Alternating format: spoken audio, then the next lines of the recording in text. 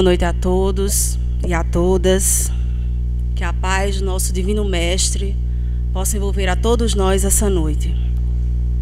Queria também saudar aos nossos irmãos internautas que nos acompanham também pela internet.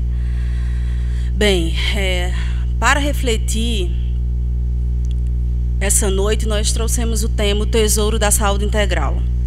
Particularmente um tema sugerido pelo nosso amigo Oscar. E eu queria aqui deixar registrada a minha imensa gratidão por ele ter sugerido esse tema. Eu acredito que foi uma das palestras em que eu me senti mais provocada nas pesquisas para poder estudar, preparar minimamente o que poderíamos discutir aqui essa noite. E de imediato deixar aqui, o meu registro com relação às principais fontes que nós fomos buscar para refletir esse tema da saúde integral. Então, Joana de Ângeles talvez seja a grande diretriz em boa parte das reflexões que nós vamos ter essa noite. E aí também muito causada por uma palestra que assisti pela internet de um palestrante, acredito que seja do Paraná, chamado Marlon, acho que é Reikdal. Acho que é esse o sobrenome dele. E a partir dessa palestra nós meio que pensamos estratégias de como abordar esse tema. Então, boa parte das discussões que aqui vamos trazer, para depois não ser denunciada de plágio, eu vou já de antemão colocar o apu de Marlon, a fim de esclarecer e também de provocar vocês, para que vocês também tenham curiosidade de conhecer um pouco mais desse palestrante.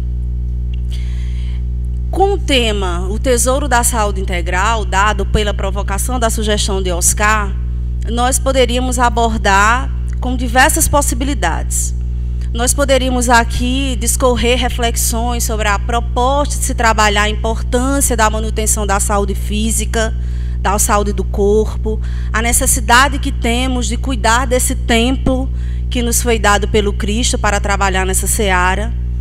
E, em contraposição, também refletir um pouco sobre a importância da saúde mental, da saúde espiritual em nossas vidas.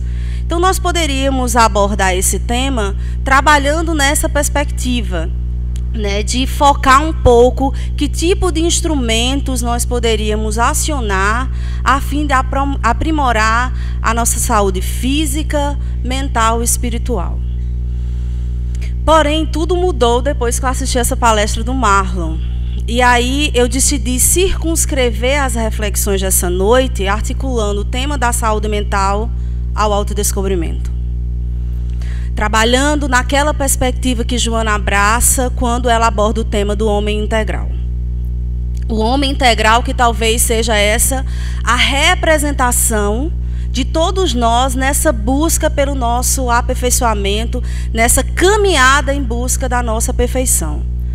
Então, talvez atrelar as reflexões sobre a importância de se compreender o que seria esse homem integral, essa busca dessa saúde integral articulada a um processo de autodescobrimento. E aí, eu acredito que essa é a primeira palestra que eu utilizo os slides. Eu só queria rapidamente esclarecer para vocês, tendo em vista a necessidade, eu vou trazer alguns trechos da obra de Joana, e aí, pela riqueza da escrita, como são textos um pouco longos, eu digo, não, vou utilizar do recurso audiovisual para ser um suporte para que vocês possam, essa noite, me acompanhar nas leituras. Então, dentro dessa perspectiva de se trabalhar o autodescobrimento, inevitavelmente, Joana nos leva a refletir sobre a importância de se compreender a psique humana. A importância de acessarmos não apenas o que a psicologia trata como um nível consciente, mas também o nível inconsciente. O grande salto de Joana é porque ela pega todo o avanço que a psicologia e a psicanálise traz. Então, ela traz as contribuições e o forte impacto que essas ciências, que essas áreas de estudos trouxeram para a própria evolução humana e agrega a compreensão dos princípios espíritas. Então, a psicologia apresentada por Joana de Ângeles é uma psicologia integral, tendo em vista que ela amplia qualquer possibilidade de teoria psicológica que hoje nós tenhamos. Então, diante dessa proposta, compreender essa integralidade humana é compreender como nós funcionamos, o que nós somos, o que efetivamente se compõe do nosso ser, né? Que parte somos nós, que parte de nós conhecemos. Então, nessa provocação, trouxemos como uma representação, também utilizada pelo Marlon, do iceberg. Né? Quando a gente tenta assimilar simbolicamente como exemplificar a psique humana, acho que o iceberg é um símbolo interessante. Porque, comumente, o que é que nós observamos, né, no mar? A ponta do iceberg. A gente só consegue enxergar o que está externo, o que está na superfície. Então, essa ponta do iceberg, isso que a gente consegue ter acesso, poderíamos representar isso como a consciência. Então, a primeira necessidade de fazer essa diferenciação aqui para vocês. A consciência, quando a gente trabalha a psique humana, é diferente do ser consciente, da consciência suprema, como o Espiritismo aborda. Então, só para a gente já começando a fazer essa diferenciação. Consciência que a gente está trabalhando nessa perspectiva psicológica é aquilo que salta aos nossos olhos, que é visível, que é compreensível, aquilo que nós conseguimos enxergar com relação ao nosso próprio funcionamento. Então, o que nós conseguimos enxergar é isso que é a nível consciente. São os nossos pensamentos, são as nossas ações, são as nossas sensações. Mas nós não somos só conteúdos conscientes. Existe uma infinidade de outros conteúdos que também fazem parte do nosso ser, que nós não conseguimos ter acesso com tanta facilidade. Um dos exemplos disso, por exemplo, são as nossas recordações. Não são todas as experiências de vida que a gente consegue ter acesso fácil, trazer rapidamente à nossa consciência.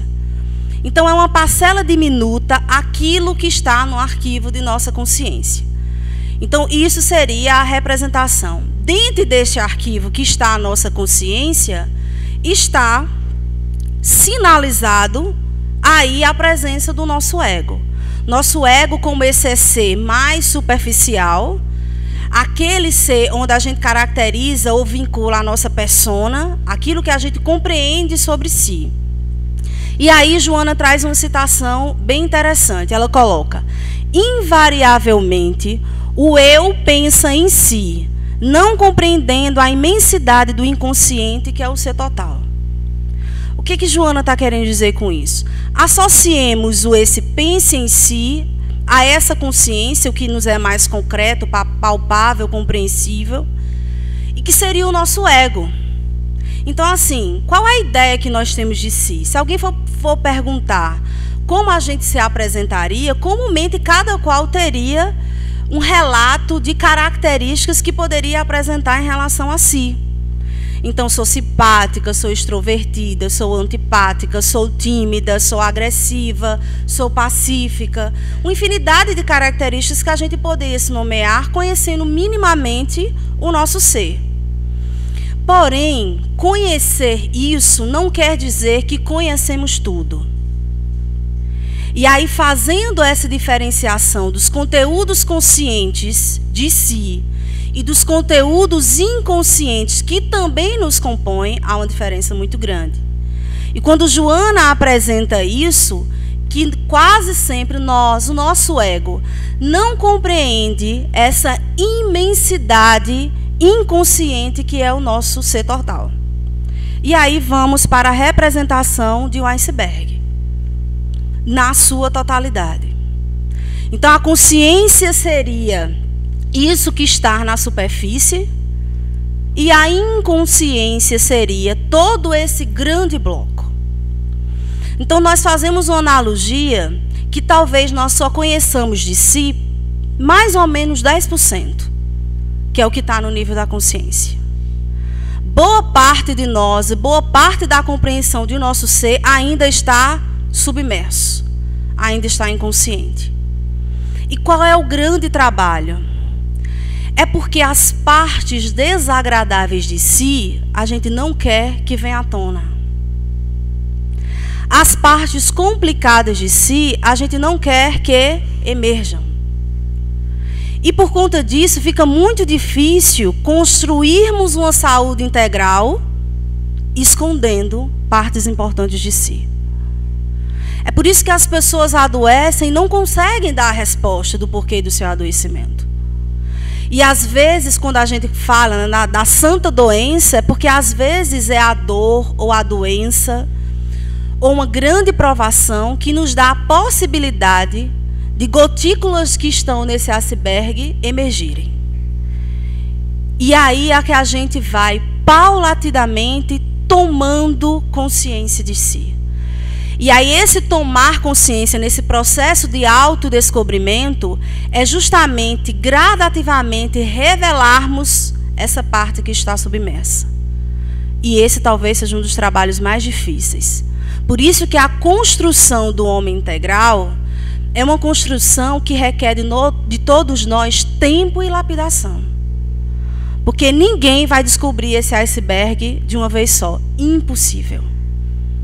Nós nem sequer temos capacidade cerebral de lembrarmos das nossas 3 últimas reencarnações. Isso seria insuportável para a psique humana. Então, o processo de autodescobrimento precisa ser um processo gradativo para ser legítimo. Porque às vezes a gente acha que por um indício a gente já se descobriu.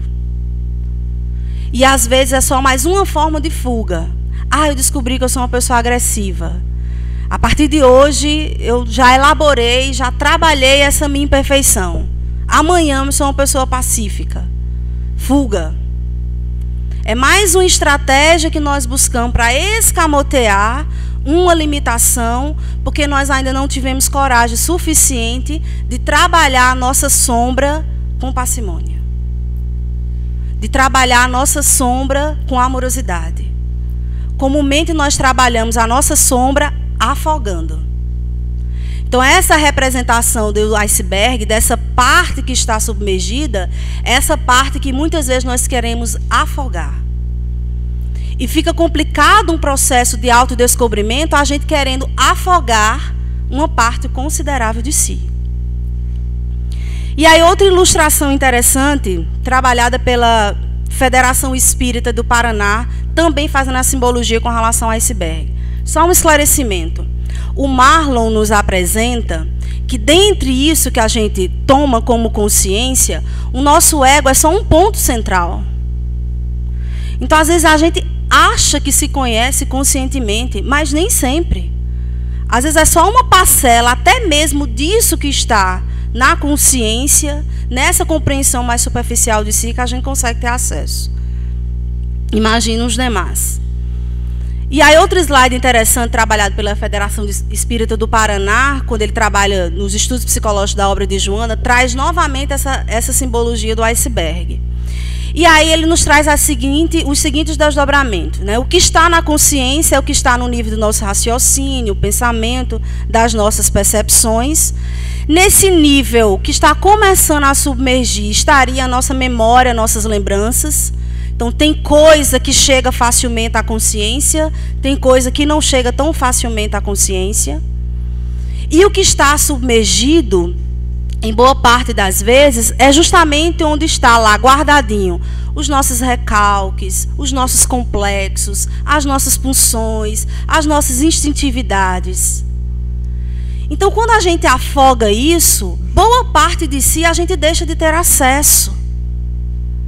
E como chegar à perfeição sem ter acesso a isso?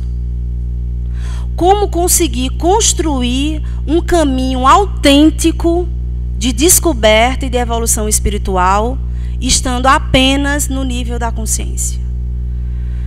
Parte desses conteúdos e que nós queremos afogar precisam emergir para que a gente possa se tornar um ser essencial.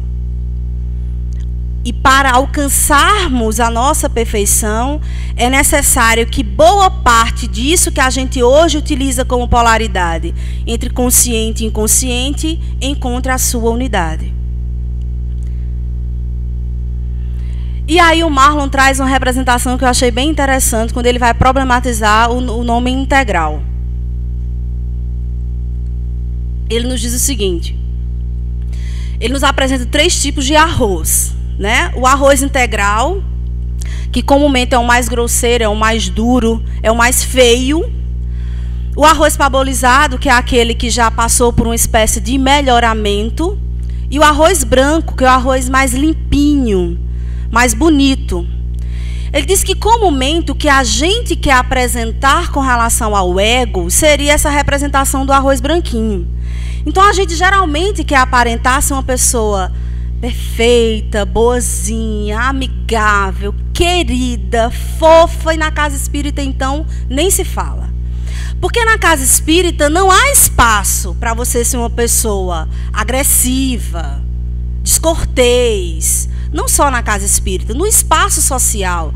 Quando a gente quer se apresentar, comumente a gente utiliza a máscara do ego, da persona.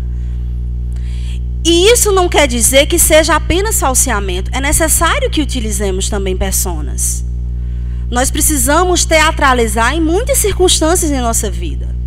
Na nossa profissão também é necessário, a gente está estabelecendo uma relação com o outro, que é necessário que o outro tenha uma confiabilidade na minha posição de médica, de professora, de engenheira. Se essa persona não se utilizar, ninguém vai confiar. Então, há uma utilização social para que isso aconteça. Porém, o que a gente não pode acreditar é que nós somos exclusivamente a persona. Aí é onde mora a diferenciação. Compreender a necessidade de se colocar cortês nas relações é importante. Dizer que você é pacífico como Cristo é outra história. Completamente diferente. Então, essa representação do arroz branquinho, limpinho, bonitinho, bonzinho, somos boa parte de nós. Só que, como vocês sabem, nesse processamento entre o arroz integral até ele virar o arroz branco, ele perde cerca de 75% do seu valor. Então, às vezes, neste processo de querermos simplesmente apresentar a nossa persona, a nossa aparência, nós também perdemos o nosso valor. Porque aquilo que é feio, que é grosseiro, que é complicado de gerir, faz parte do nosso ser e comumente é necessário para energizar o movimento da nossa vida. Então nós não podemos afogar a nossa sombra. Nós precisamos descobrir, integrar-se a ela, construindo uma unidade, a fim de que possamos construir um ser autêntico. Assim de que efetivamente possamos trilhar nesse desafio que é a busca da perfeição. Porque o grande ensinamento que Joana nos traz é que não dá para crescer sem se conhecer. E não dá para se conhecer escondendo-se, fingindo ser o que não é. Utilizando eternamente uma persona que pode até ser muito bom, ser chamado de bonzinho, de queridinho, de fofinho, de fofinha, é confortável, mas não nos tira do canto. Então, essa representação é no sentido de dizer, pode até ser feio, indigestivo e ruim, mas é necessário e é muito mais nutritivo quando soubermos reconhecer o valor do nosso ser na totalidade. Porque não é escondendo o que nos é desconfortável que a gente vai conseguir encontrar a nossa felicidade. E é isso que promove adoecimento em muitos de nós. É essa tentativa de afogar o que nos incomoda. Então o que é que a gente faz? A gente projeta, a gente coloca a culpa no outro. A gente problematiza que o problema do universo está lá fora, não está consigo. Fuga. Ou então a gente vai se mascarar. Apresentar para a sociedade que é a pessoa mais feliz do mundo, mas no silêncio do nosso quarto, só nós e Deus sabemos o que passamos. Então, é complicado transmutarmos nos processos evolutivos que ainda se faz necessário na nossa construção, se a gente afogar partes essenciais do nosso ser. E Emmanuel traz um esclarecimento bem interessante. Ele diz o seguinte: somente à luz do Espiritismo poderão os métodos psicológicos aprender que essa zona oculta da esfera psíquica de cada um é o reservatório profundo das experiências do passado, em existências múltiplas da criatura, arquivo maravilhoso onde todas as conquistas do pretérito são depositadas em energias potenciais de modo a ressurgirem em momento oportuno. Primeiro, uma das coisas que Emmanuel está dizendo é: não adianta afogar, um dia sobe. Não adianta, um dia ressurgirá. E só qual a diferença? Quanto mais a gente afoga, mais pressão a gente promove, e quando esse conteúdo vem, ele vem com mais força. Então, a estratégia de tornar esses conteúdos conscientes não é dizer, quando eu me descobrir uma pessoa prepotente, chata, intragável, vai ser doloroso, vai ser. Porém, é legítimo que essa característica de mim fique ao meu lado, fique no palco da consciência, a fim de que eu não fique apontando prepotência no dedo alheio, a fim de que eu não esteja depositando agressividade quando eu estou em momentos de profundo conflito. Então, conhecer a nossa própria sombra é trabalhar no processo de burilamento de si. Então, não dá para ser fachada. Não dá por dizer, porque se tornou espírita, agora ela se tornou uma pessoa. Será que efetivamente essa mudança de comportamento é legítima ou é afogamento? E isso é importante que todos nós façamos essa pergunta a si. Porque estar em certos espaços, como é um espaço social, como é um espaço da casa espírita, da igreja, do templo evangélico, nos pressiona a fim de que nós assumamos uma postura que seja condizente a esses lugares. Isso faz parte, gente, de viver na sociedade, é o preço que a gente paga por estar na civilização. Mas acreditar que nós somos isso, sem efetivamente descobrirmos se somos, é outra história. Porque há um repositório de história milenar em nosso inconsciente. Essa é a grande sacação que o Espiritismo traz, complementando todas as teorias psicológicas. Porque se Freud acha que esse conteúdo, porque para Freud essa força do inconsciente é o que rege nossas vidas. Essa foi a grande revolução que Freud trouxe. Porque todos nós, até Freud, acreditávamos que nós éramos os regentes de nossa vida. Nós no sentido de a consciência. Então achávamos que a consciência era o grande regente de nossas vidas. Aí Freud veio dizer, opa, não é bem assim não. Quem governa muito mais é o nosso inconsciente. É por isso que às vezes a gente faz o que conscientemente a gente não queria fazer. É por isso que a gente não se torna um homem de bem, mesmo já tendo lendo 1595 vezes o Evangelho segundo o Espiritismo. Uma das partes mais lindas do Evangelho, quando se fala acerca do homem de bem. E por que a gente não é? A gente quer ser, a gente não é, mas a gente quer ser, mas a gente não é, mas a gente quer ser. Então, se a gente fosse governado pela consciência, bastaria ter acesso e rapidamente isso regeria a nossa vida. Mas a gente sabe que não é assim. Que não funciona, né, de forma tão automática. E aí Freud veio nos dizer isso. Quem rege majoritariamente nossas ações, nossas escolhas, é o inconsciente. Mas é aí onde mora o perigo de não se conhecer.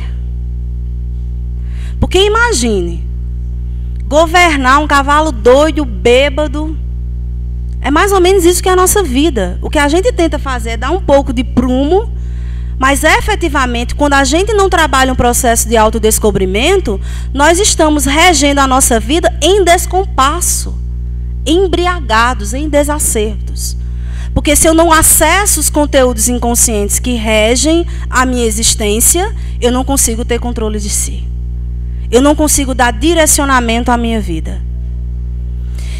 E quando o Espiritismo vem trazer a reencarnação como um princípio, ele vem complementar o que as teorias psicológicas não conseguiram.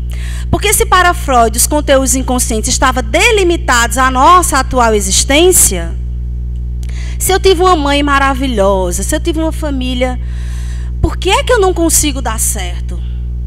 tive todos os investimentos para ser uma pessoa maravilhosa e parece que tem uma coisa mal resolvida que engancha minha vida, não sei o que danado é. Então, isso é uma incógnita para a psicanálise.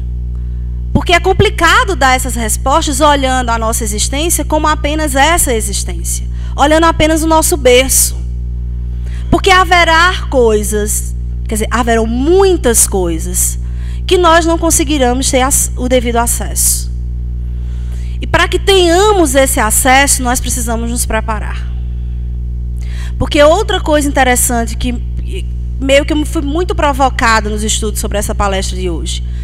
Nós escutamos muito na doutrina espírita sobre a bênção do esquecimento. Então, olha, não mexa no seu passado, né? Não queira fazer terapia de vidas passadas. Né? Se Deus nos deu esse presente, é porque Ele sabe da necessidade do esquecimento em nossas vidas. Gente, isso é uma coisa, tá? Outra coisa é eu dizer, eu não vou me autodescobrir porque eu não posso ter acesso ao meu passado. É absolutamente diferente.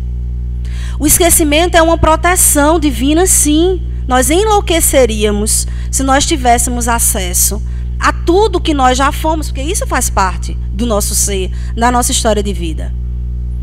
Porém, para que haja o processo de autodescobrimento, precisa haver a lapidação do meu inconsciente. Eu preciso ser uma investigadora de mim.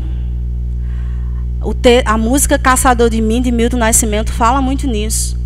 Nós devemos ser os caçadores de si mesmo.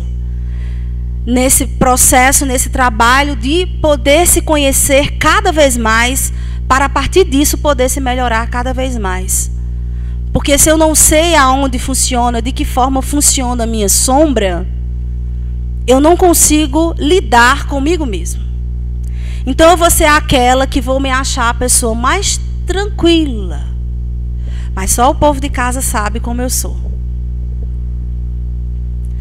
Eu sou aquela pessoa que aparentemente se coloca como a mais bem resolvida. Só na intimidade é que a gente sabe. E às vezes a gente esconde tanto, mas esconde tanto, que a gente às vezes precisa adoecer. E aí quem vai às vezes revelar isso é a dor. Porque a dor, nos processos de provação, nos convoca a esse encontro. Por isso que às vezes a gente demora muito a evoluir, porque a gente toda vez tem que esconder, afogar, aí vem, emerge, mas não fica muito claro. Aí a gente vem um inimigo, joga na cara da gente, a gente diz que o problema é dele, não é nosso, porque os nossos inimigos são os nossos grandes aliados.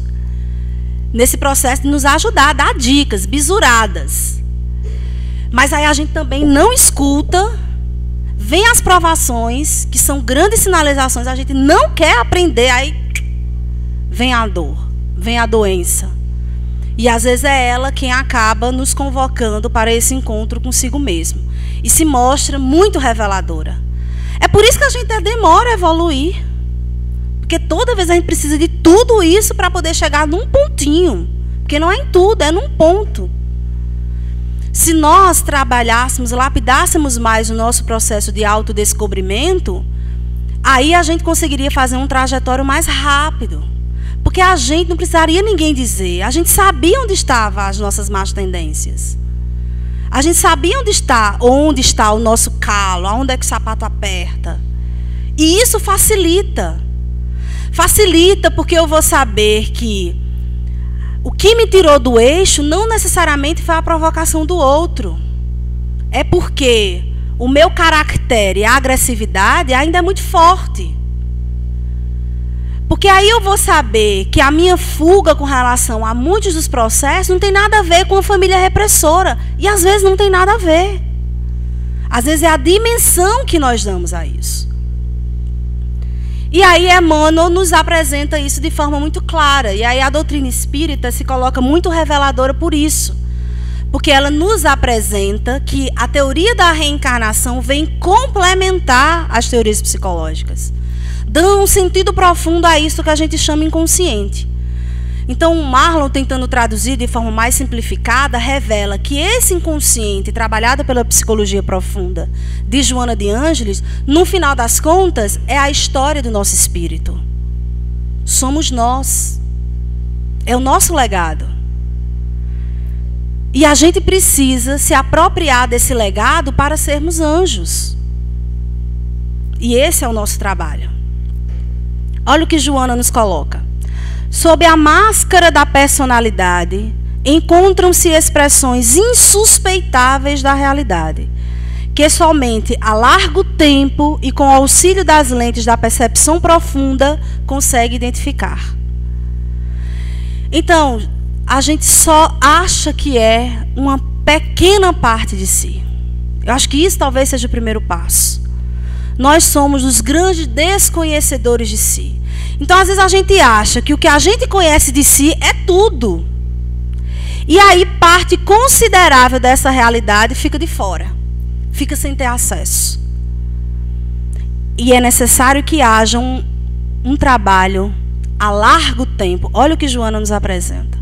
Um trabalho a largo tempo e com auxílio da percepção profunda. E o que fazer para trabalharmos a percepção profunda? Se escondendo de si? Querendo se colocar a ser o que efetivamente nós não somos? Nos enganando por mais quantas encarnações?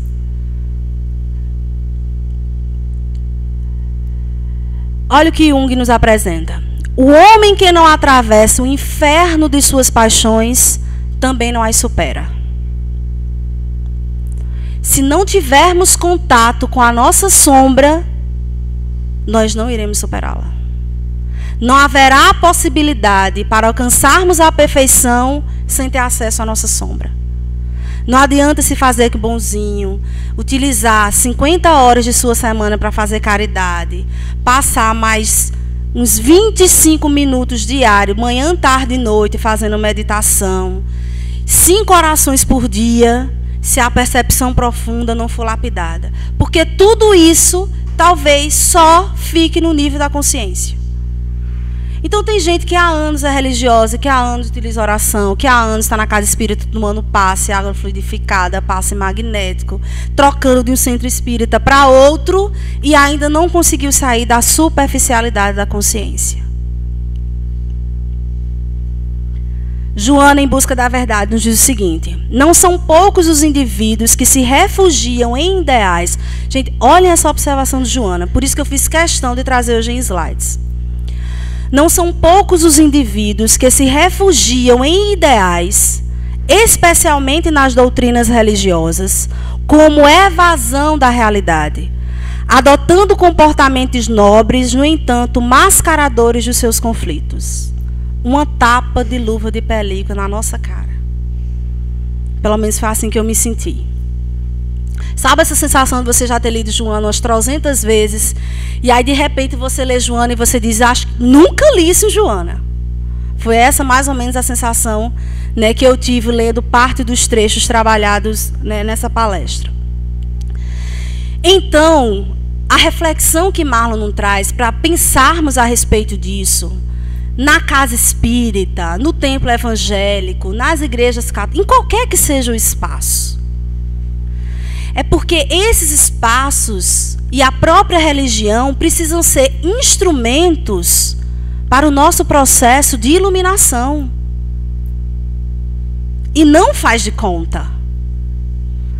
Porque a gente está fazendo de conta, sendo religioso, há sei lá quantas reencarnações. Porque a gente se avora de reproduzir comportamentos nobres, mas que às vezes não são legítimos. É o que fala bem mansinho com um colega de casa, e em casa engole um vivo. Só lembrei de mim mesma, lendo isso. As pessoas do meu trabalho me acham muito tranquila. Perguntem à minha mãe, minha colega Sônia aqui, que é confidente da intimidade do meu lar. E tem hora que em discussões calorosas com a minha mãe, que eu vejo a hora engoli-la viva, né, como diz o ditado popular, que depois eu paro, eu olho para mim e digo, criatura, onde tu estavas? Eu achava que tu não existia. Graças a Deus, às vezes a gente tem uma mãe com muita paciência. Às vezes é um marido, às vezes é um filho, às vezes é um amor, que nos dá a possibilidade da gente, de vez em quando, sabe, soltar de lá de dentro isto e conseguir fazer isso com mais tranquilidade. Sem o peso da vergonha, sem o peso da culpa, sem o peso da sombra, que às vezes a gente não quer ter acesso, contato, porque nos sufoca. Porque é vergonhoso dizer que é agressivo. É vergonhoso dizer que gosta de sexo. É vergonhoso dizer que não é caridoso. E aí, por conta disso, a gente vai criando máscaras e não se permite conhecer o que se é também. Mas a gente não é só isso. Mas para eu poder ser melhor do que isso, eu preciso dar a oportunidade de me apresentar a mim mesma. Então, minha mãe hoje que não está aqui, mas as palestras ficam gravadas, deixo o meu registro público da sua enorme paciência com essa filha. Então, às vezes o centro, a casa religiosa, não nos dá espaço para que a gente possa se conhecer. Porque como a gente tem sempre que estar se maquiando, como crescer, gente? Como se iluminar se não for sincero e honesto consigo mesmo? Então é essa convocação que Joana nos faz.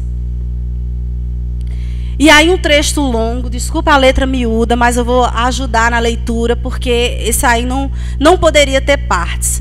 Tenham só um pouco de paciência para que eu possa ler essa passagem com mais pausa.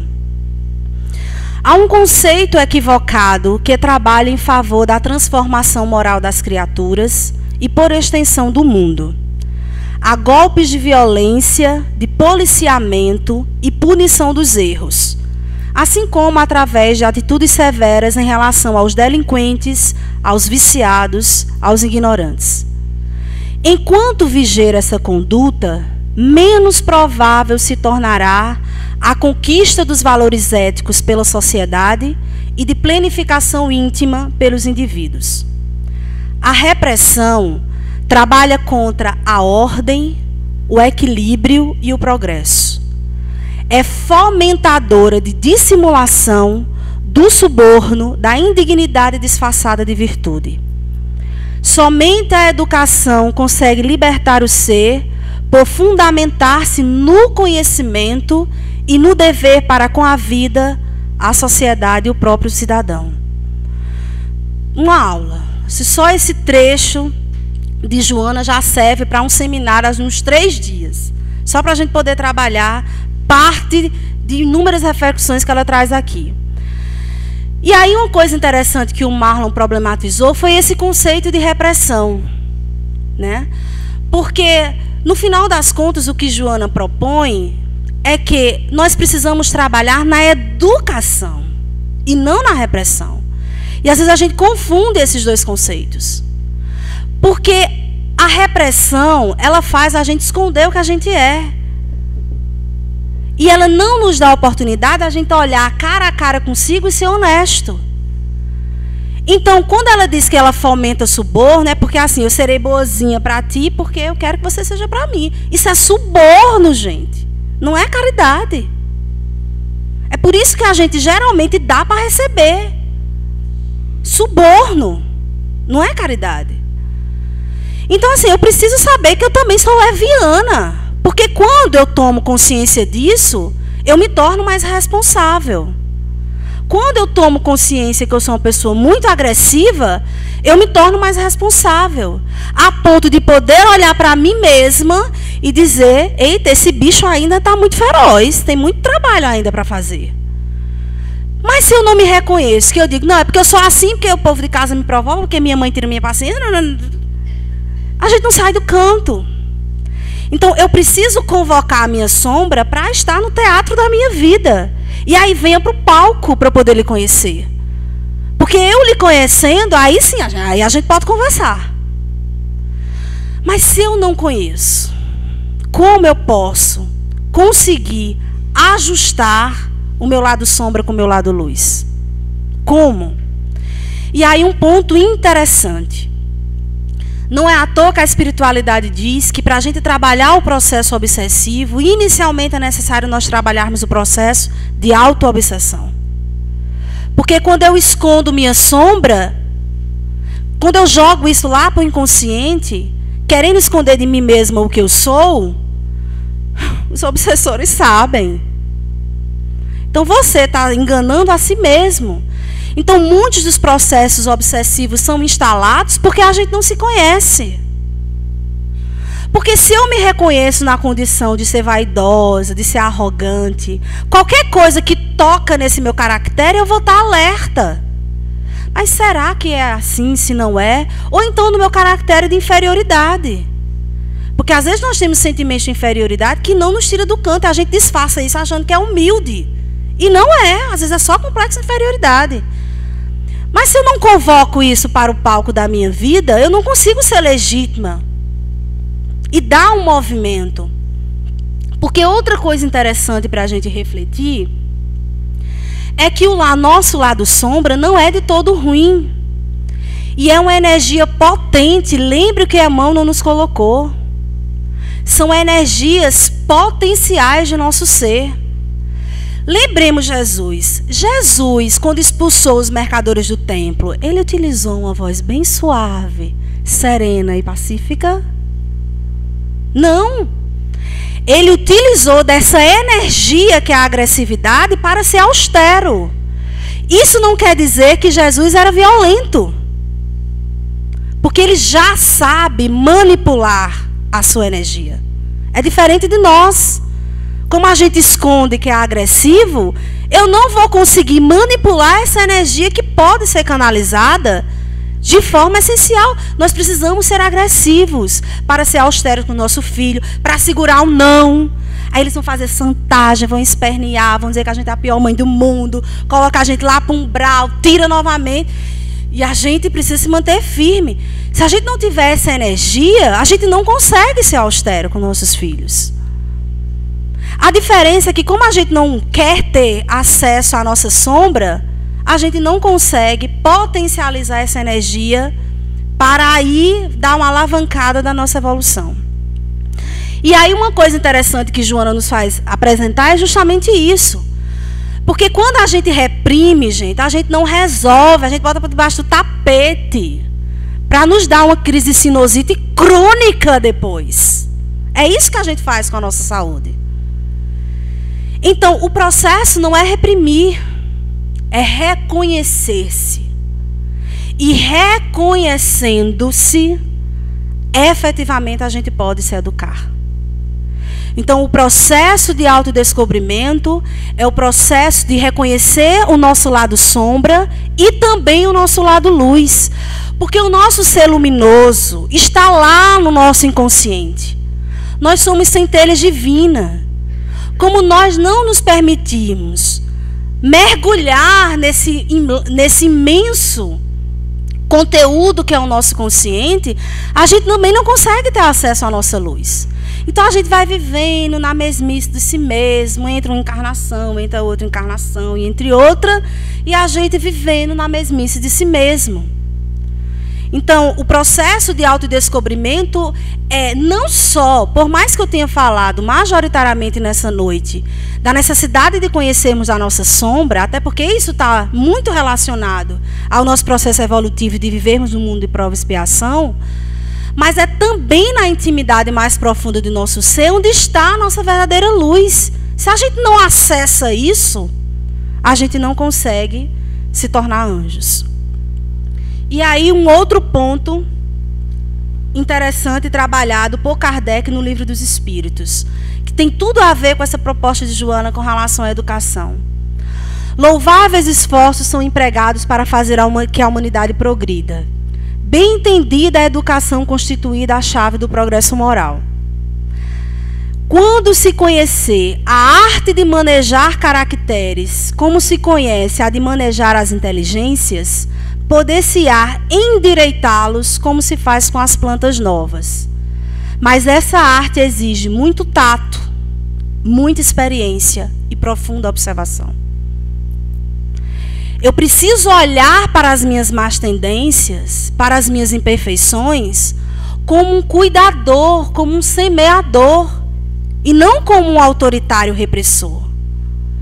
Porque eu só consigo endireitar, enquanto essa sementeira está acontecendo, se esse olhar for um olhar legítimo.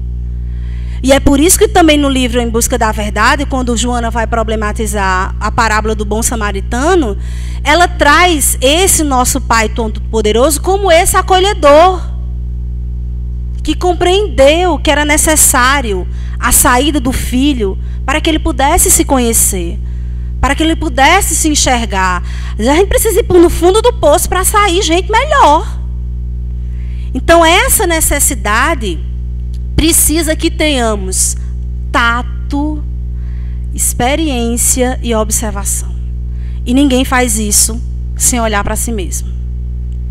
Joana nos diz: o remanescente dos instintos, dos impulsos, dos desejos e do prazer, que procedeu do id, exteriorizando-se na forma do ego, permite o controle e a constatação consciente da realidade como herança dos registros mais profundos da psique.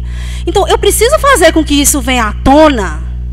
Então, os meus instintos, os meus desejos, as minhas impulsividades, eu preciso deixar que isso venha à consciência.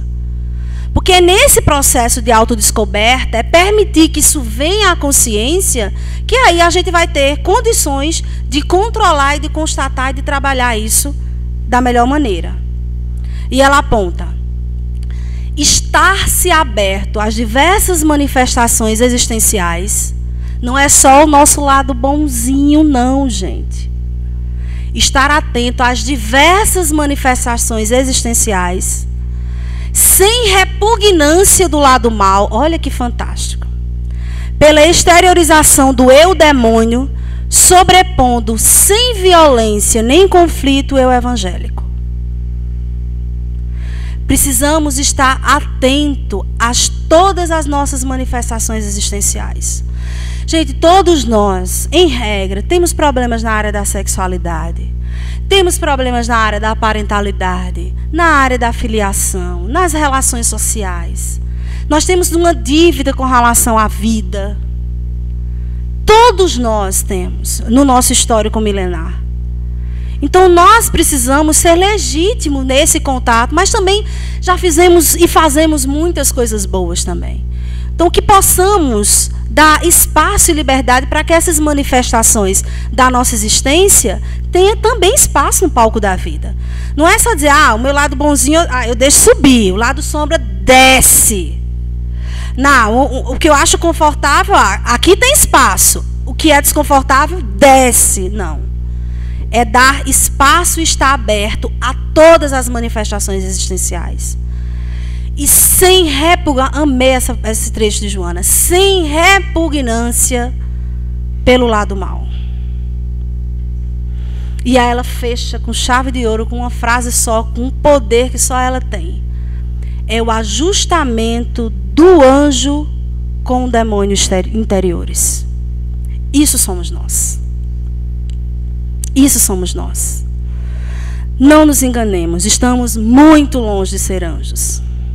Então, justamente por conta disso, sejamos legítimos consigo. Porque é nesse contato honesto que a gente vai ter a oportunidade de se tornar pessoas melhores. E aí ela traz: o alto amor ensina a encontrar-se e desvela os potenciais de forças íntimas neles jacentes. É por isso que a gente precisa amar até os nossos defeitos. Nós precisamos nos amar na integridade do nosso ser. Não na aparência do nosso ser. É na integridade. Porque quando efetivamente conseguirmos construir esse processo consigo, a gente vai descobrir potencialidades infinitas. Porque é quando a gente tem contato com isso, gente, que a gente vai descobrir as forças que isso revela. Porque descobrir as nossas imperfeições também nos dá muita força. É por isso que Jesus cobra daquele que tem mais consciência. A responsabilidade é maior. Porque a potencialização do nosso ser também se amplifica. E aí a própria Joana nos propõe: nós precisamos cuidar da nossa autoestima. Nós precisamos exercitar a oração como uma força que irá potencializar e nos encorajar nesse processo de autodescobrimento. Nós precisamos trabalhar relaxamento, gente. Isso faz parte de um processo de autocontrole. E aí também ela traz a necessidade da meditação e do autoconhecimento. E aí nós finalizamos com a passagem de Jesus, quando ele nos apresenta: e conhecereis a verdade, e a verdade vos libertará. Muita paz a todos, que o Mestre Jesus possa nos envolver hoje e sempre.